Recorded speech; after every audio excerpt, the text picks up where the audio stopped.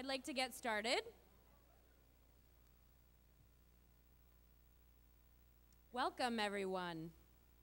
I'm Anna Berry, the Director of the World Affairs Council of New Hampshire, and on behalf of our board and staff, I'd like to welcome you to the 2012 Global Forum, and thank you for supporting our annual fundraiser. I'd like to start with a story to set the stage for a night that celebrates and sustains global education. It was my second day at the council, marked by gray, rainy skies, much like today, and a dozen of our international visitors were meeting with the Red Cross in Concord. The group, all from Southwest Asia, was visiting our state to exchange ideas about how communities respond to social issues. In the few minutes I had to make small talk, I said hello to a nonprofit leader from Pakistan and remarked on the rainy day by saying I wished he could have had better weather for his trip to New Hampshire. "It's funny," he said, with a wide smile. "In my country, many times we're so happy for rain that we would never say such a thing." It was my first time on the job, and definitely not the last, where I was reminded how much we can all learn from one another, both the big and the small.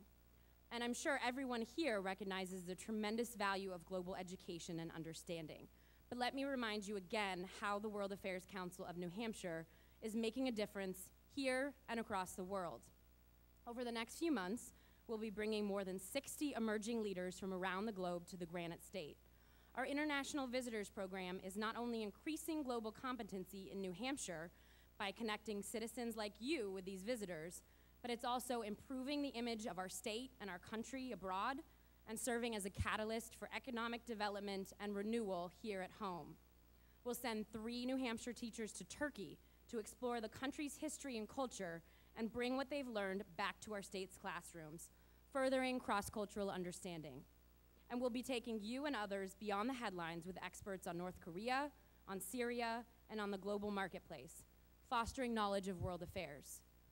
When I hear one of our state's congressmen congratulate a group of Moldovan politicians on creating and sustaining democracy in what used to be the Soviet Union, and reminding them that even our own democracy here is still a work in progress, I know we're making a difference.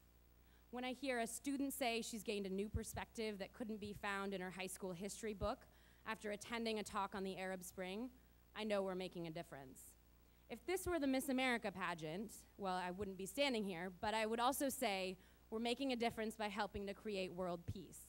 Is that a stretch?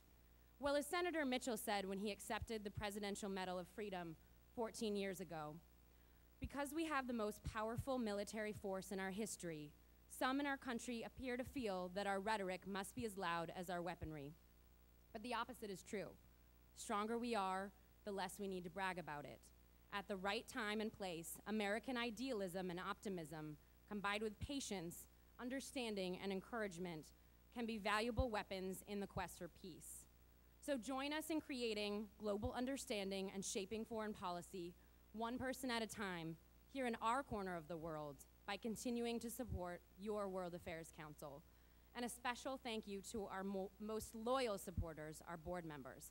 I'd like to ask all of them present tonight to stand. These are the people who make it possible for us to make a difference. Thank you. I know you're here.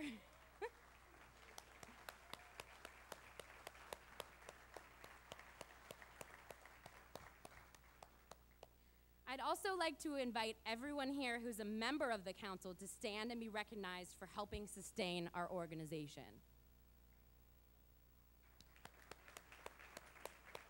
Thank you.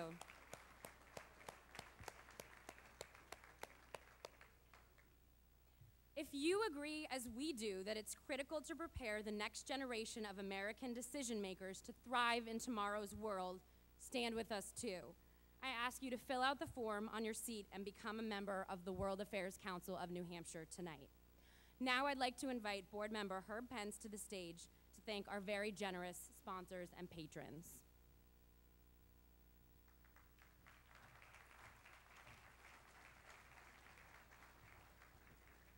Thank you, Anna. As we begin this wonderful evening with Senator Mitchell, it is my pleasure to recognize firms and individuals who made this evening possible. Besides this evening, their and your enthusiastic support makes possible the World Affairs Council programming throughout the year. We're We're not doing calisthenics tonight, but please stand as your organization's name is read. And please hold your applause until all the sponsors have been recognized. The presidential sponsor for this evening is a law firm of Preety Flaherty, which is up in Concord. And several of the firm's attorneys are here with us tonight. If you're here, please stand. The World Affairs Council especially wishes to thank the oldest partner, Harold Pacheas, and also the director, Simon Leeming, for their support. Mr. Leeming also serves as New Zealand's honorary counsel for New England. Our mission partner is Southern New Hampshire University. That's right here. We wish to acknowledge the ambassador sponsor list, which begins in Concord with Lincoln Financial Services. Anybody here from Lincoln? No? Okay, moving south to Manchester is the Amoskeag Airport Service. Finally, just before you leave the state is Rivier College. I know you guys are here. Up you come. There they go. In Nashua. Also do thanks to the council sponsors Boynton, Waldron, Doliak, Woodman, and Scott, PA of Portsmouth, Fidelity Investments in Merrimack, the Harbor Group Incorporated, Bedford, McLean Law Firm in Manchester, and Pax World Mutual Funds in Portsmouth. Our diplomat sponsor is Sheehan, Finney, Bass & Green Law Firm, and we thank the Farm and Flower Market for its in-kind contributions. Both of them are from Manchester. When you have the opportunity, please look at your program for a list of the patrons. These are individuals and couples who have made a special contribution to support tonight's and evening with Senator George Mitchell. Please give a round of applause to all the supporters and the patrons.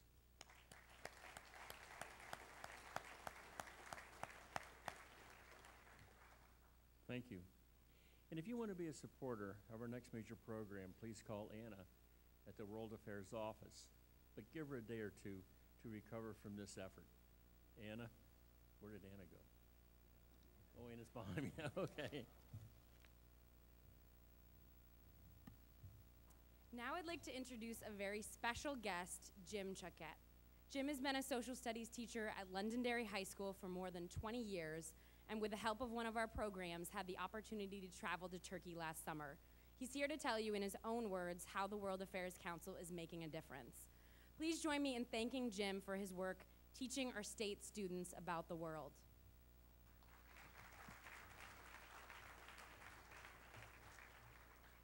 You'd think somebody who stood in front of children all day would be able to do this with no problems. My heart is going so fast. Hello, my name is Jim Choquette, and I'm a veteran social studies teacher at Londonderry High School. And I was asked to briefly explain the wonderful opportunity I was presented with last summer. As you all know, the World Affairs Council is involved in many fantastic and far-reaching projects throughout New Hampshire, the United States, and the world. The World Affairs Council has as its goal to provide opportunity locally for everyone to become a world citizen, while at the same time educating, inspiring, and engaging Americans in international affairs and critical global issues of our times. The World Affairs Council hit the mark last summer. I and another teacher from New Hampshire had the opportunity, through the sponsorship of the World Affairs Council and the Turkish Cultural Foundation, to travel to Turkey for 2 weeks. In Turkey, New Hampshire teachers met with, joined with, and learned with teachers from other World Affairs Council states. I was lucky enough to travel with a group from Montana, Hawaii, the District of Columbia, Pennsylvania, and Alabama. Now, this in itself would have been a fantastic learning opportunity. This in itself would have given me the opportunity to meet with my colleagues, my peers, to learn and to grow. But then, that this happened all in Turkey, that was phenomenal. In Turkey, I had an opportunity to get rid of some of the preconceived notions I had as an American. I've often taught about Turkey. I teach advanced placement European history and economics. But I have to say that perhaps the point of view I once held was a bit Eurocentric. That whenever I talked about Turkey, I was always talking about Turkey versus the Christian European states, the Ottoman Empire, and then its demise. After visiting Turkey, within 24 hours of arriving and meeting with the members of the Turkish Cultural Foundation, my eyes were opened, my preconceived notions shot, and I've learned so much. The World Affairs Council allowed me, as a teacher, to visit the Ottoman and Byzantine ruins in Constantinople, or Istanbul. I traveled to the World War I battlefields at Gallipoli, or as the Turks would say, Çanakkale. I saw the ruins of classical Troy, a caravanserai in Bursa. I saw the emphasis of St. Paul's letter to the Ephesians. I saw the monasteries of Cappadocia, and I saw the modern city of Ankara. What did I learn? I learned more than dates. I learned more than ruins. I learned more than historical names. I learned a lot about myself, and I learned that there's so much I can bring back and teach my students. Not a day goes by when I don't find some way to work my experiences in, and I've grown as an individual, and I think they have as well. The World Affairs Council gave me a gift that I believe I could never pay back. But every time I share my experiences with my students, a smile crosses my face. This once-in-a-lifetime experience made me a world citizen. The World Affairs Council tries so hard to foster this, and they succeeded. I want to thank the World Affairs Council. I want to thank everybody who's here tonight, and I hope that the teachers who are going next summer have the opportunity I had. It was a fantastic experience. Thank you.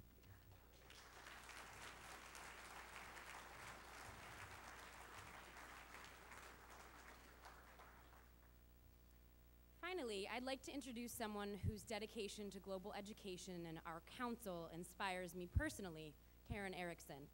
Karen is a board member and the Dean of the School of Arts and Sciences here at Southern New Hampshire University, which is the council's mission partner. We couldn't be more grateful for all that the institution and Karen do to support our critical work. Karen Erickson.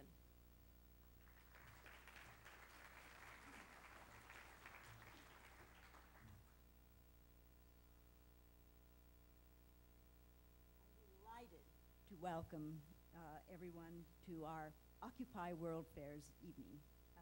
On behalf of Southern New Hampshire University, and of equal pleasure is the opportunity to introduce Senator George Mitchell, one of the rare individuals of our universe who gets things done and gets ultimate respect for doing so.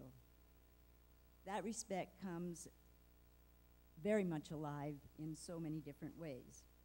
Voted by a bipartisan Senate group of aides, congressional aides, as the most respected member of the Senate, I cannot think of a single individual in our chambers of commerce today,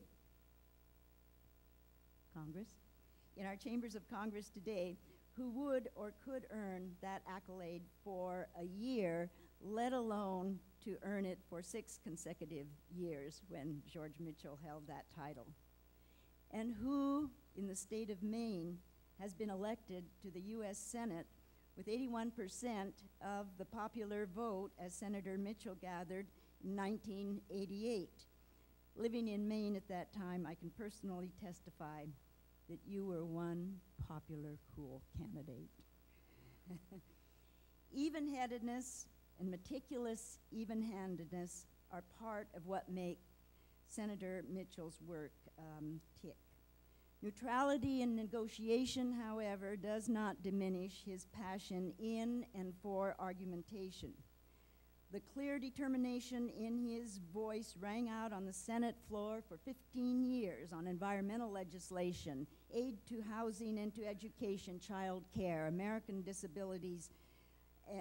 with disabilities, free trade, and yes, U.S. relations with the rest of the world.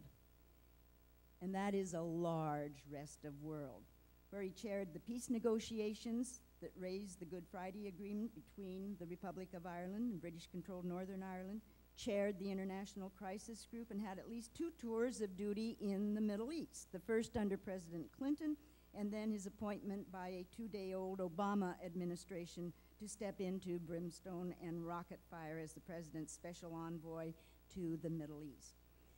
An intractable situation in an intractable world where George Mitchell just keeps on going with faith in people and their capacity to make peace. The real key to George Mitchell's public life is his profound belief in the next generation. He believes in nurturing them to lead, in sharing with them the wisdom and experience of his efforts in achieving the common good. And he believes in taking them seriously. I have no better example than the North American Student Seminar, a group of Canadian and American students that I brought to Washington, D.C. to discuss with all kinds of political leaders U.S.-Canadian cooperation on relations with the Soviet Union and Europe. We ran for 5 years and deployed ourselves around Washington. Do you want to bring it up? Usually on office floors. One of those was that of Senate Majority Leader George Mitchell, who always took the time to let students know that what they thought counted. This is a quarter of a century ago. He didn't come lightly or early to, or lately to the business of understanding that young people make a difference. Senator Mitchell's accomplishments and contributions, we can say goodbye. Senator Mitchell's accomplishments and contributions to our character as a nation and to our security as a global society are the reason for his having been named one of the 100 most influential people in the world. And he is with us tonight. Please welcome Senator Mitchell.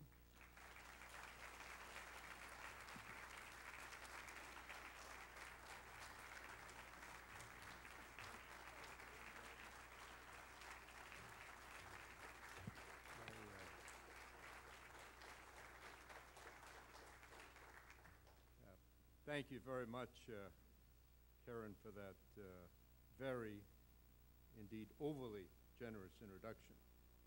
But I do want to say to you in response that I was so inspired by your effort to promote better U.S.-Canada relations that I later went out and married a Canadian.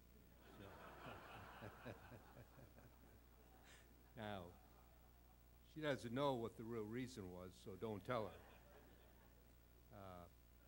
I want to thank Anna and all associated with the World Affairs Forum here, the sponsors, Pretty Flaherty, a firm with which I was once associated, Southern New Hampshire University, and all of the others who are mentioned in the program. I am very grateful, Karen, for the kind words that you spoke in my behalf, but I know better than anyone else in the room the vast gap between your words and reality. And so I took it with a grain of salt, and it brought back to my mind a recent occasion, not recent, a few years ago, when I wasn't quite as skeptical as I am now.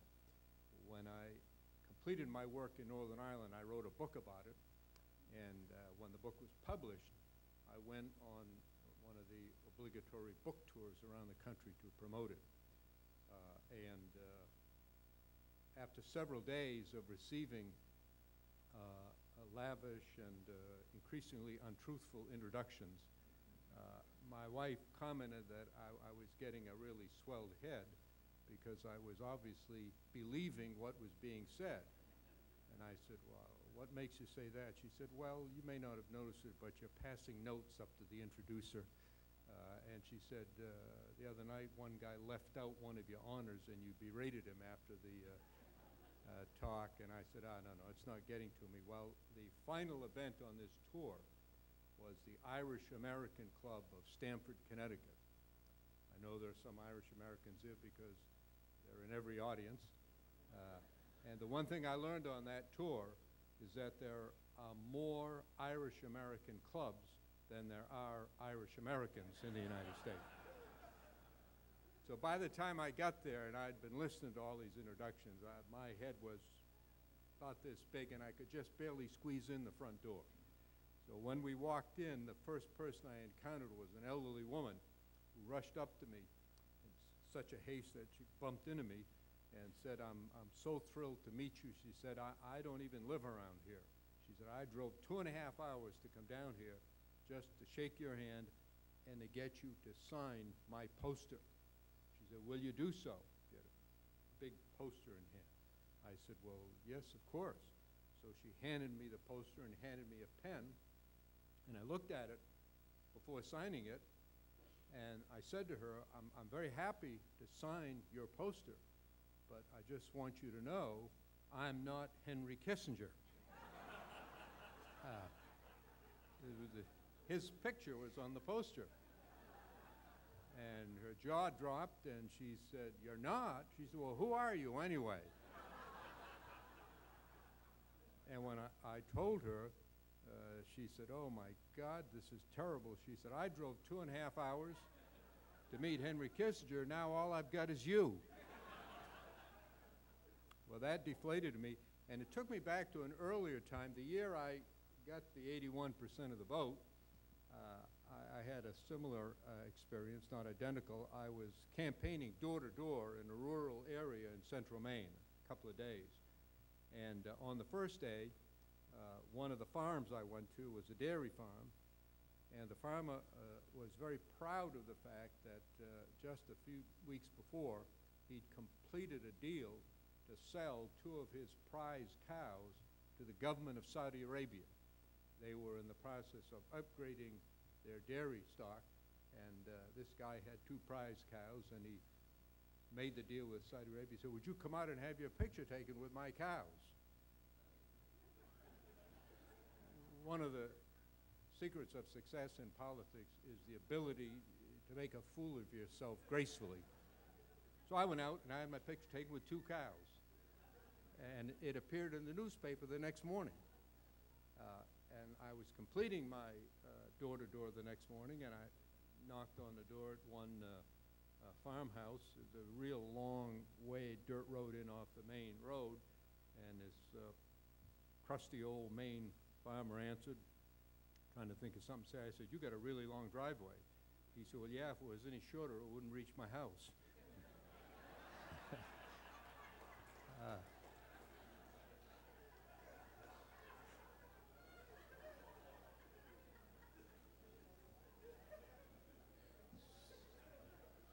So I said to him,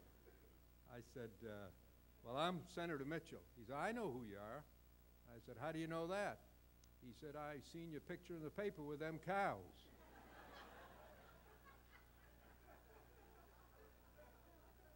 I said, "What'd you think about it?" He said, "Senator, I'm a Republican. I think we should keep the cows here and send you to Saudi Arabia."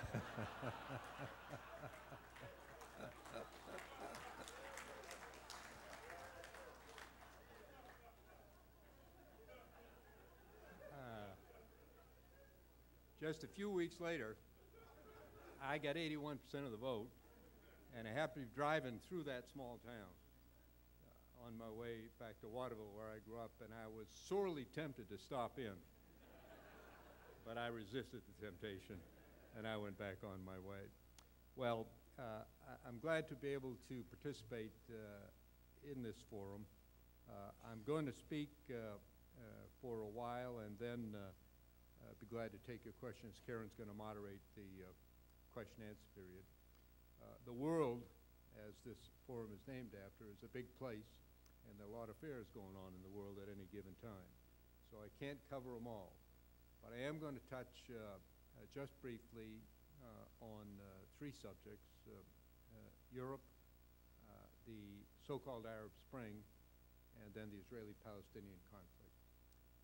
It goes without saying that in a talk of a half hour or so, one can only get into so much detail. So if I don't touch on some aspect of that or any other issue that you're interested in, please feel free to raise it in the question period with Karen. I want to begin by asking you to go back a little more than a half century to the aftermath of the Second World War, when in an effort to stabilize the peace, to encourage growth and prosperity, the United States led the world in the creation of new international institutions and alliances. The United Nations was created, NATO was established, the European Union was founded, Germany and Japan were helped in their rebuilding, and they became democratic and resurgent.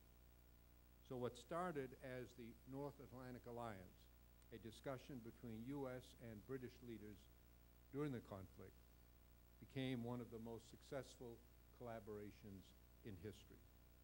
The intention was and remains to embed the nations of Europe into political, economic, and military alliances that would make it less likely that the European history of warfare would be repeated. Recall, if you will, that between 1870 and 1945, that is, three-quarters of a century before the Second World War, Europe was devastated by three major land wars. In the Second World War, in countries whose populations were smaller than they are today, between 55 and 60 million people were killed. And large areas of Europe, including many major cities, were laid to waste. By contrast, in the three-quarters of a century since then, Europe has been largely at peace. There, of course, continue to be some regional and local conflicts, but measured against the modern history of Europe, the absence of major war, even of its possibility now, is heartening. And that's why it's so important that we encourage the European nations to resolve their current financial crisis in a manner that does not undermine their impressive political achievements in the recent past. The North Atlantic Alliance and what flowed from it is an example of extraordinary leadership and international collaboration at a turning point in history. We now face new challenges, and we still need extraordinary leadership.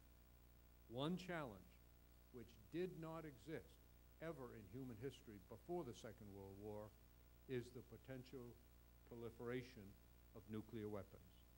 The United States led the world into the nuclear age, and we've led the effort to restrain the distribution of these destructive weapons with some degree of success.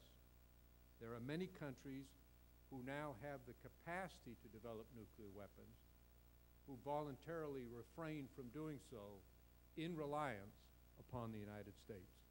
But North Korea has raised the number of countries with such weapons to 9, and Iran is trying to make it 10. Iran's program in particular could, if realized, trigger a collapse in non-proliferation and a large increase in the number of nuclear powers in a relatively short period of time. Almost certainly, it will trigger an immediate and widespread nuclear arms race in the Middle East.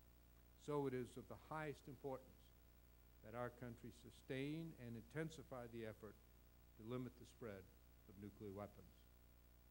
Human history is, in large part, a tale of conflict, how they began, how they ended. But there is now a greater urgency, first because of nuclear weapons.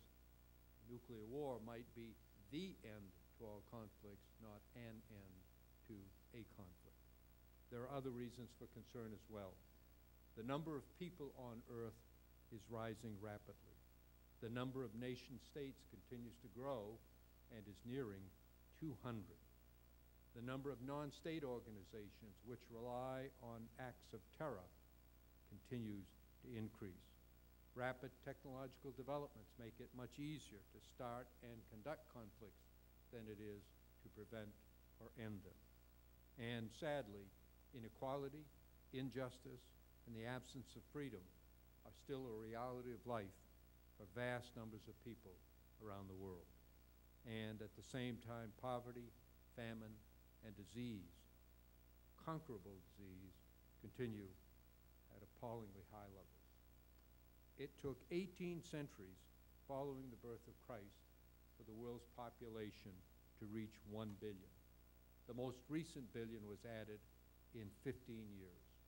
Think about that. 1,800 years for the first billion, 15 years for the 7th billion.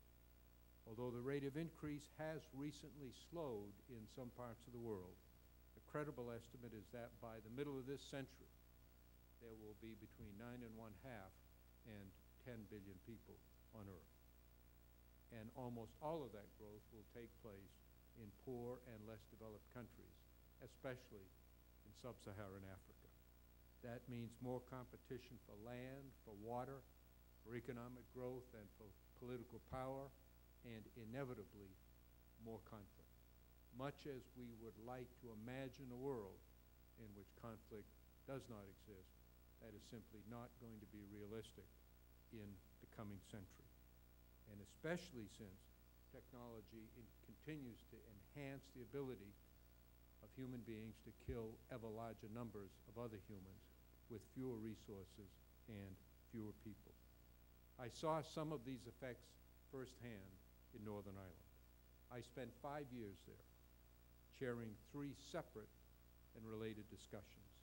The main negotiation lasted nearly 2 years.